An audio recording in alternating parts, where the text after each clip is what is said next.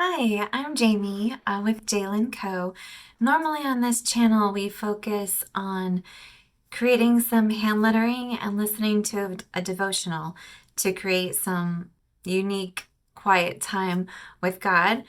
Right now, though, I wanted to jump into more of the specific elements of hand lettering. So, first, I kind of want to talk about tools, and then we'll talk about practicing, and then we'll talk about creating compositions. So, tools. There's so many different kinds of pens and pencils you guys can use. My favorite, actually, though, right now, is just to use a regular pencil. I started learning how to do hand lettering several years ago and started off learning how to use a calligraphy pen and then, sort of tried different brush pens and ultimately I really love using a pencil and just kind of a bigger eraser. And the reason why is because I actually love to build the whole letter.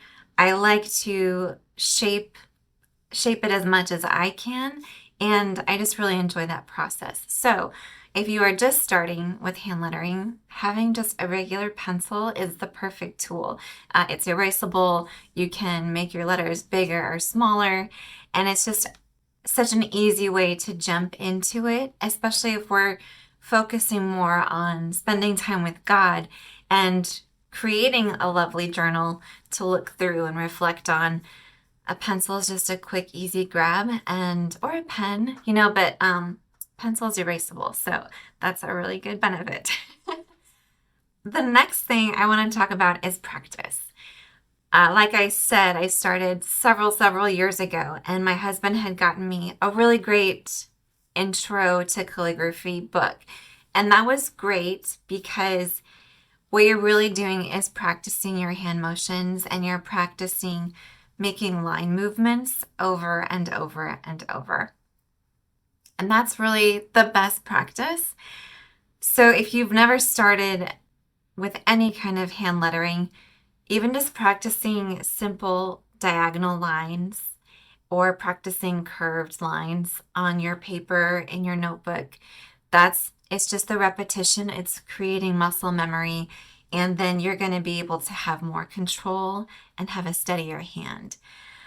Some of the things that I like to do are find a font that I really like and create my own alphabet out of it.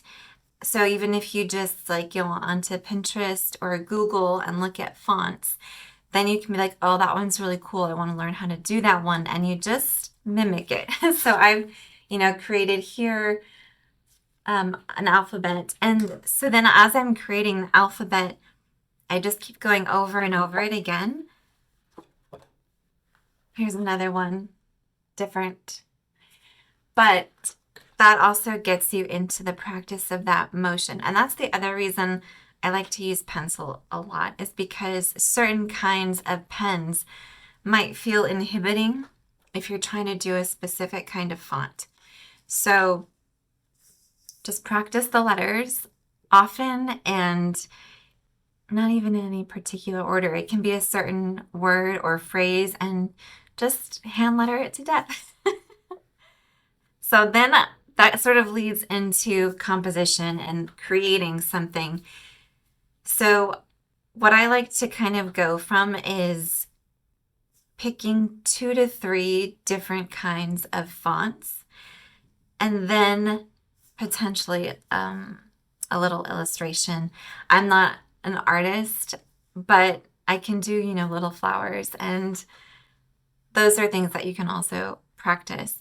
So that something that looks nice is going to be just a couple of fonts so that your eye is not so distracted by all the different things that you're seeing. So I'm going to show you a couple different ones. So here we have 2 different font styles. Actually 3 in this one. So you can see these ones are the same. And then I've got this one down here and this one. So I lied, there's actually 4. But this lettering here for those is really sort of almost like an invisible phrase. And I feel like those are okay to kind of tuck in because they're not shouting out to your eye to look at those specific words. You want to focus on other words.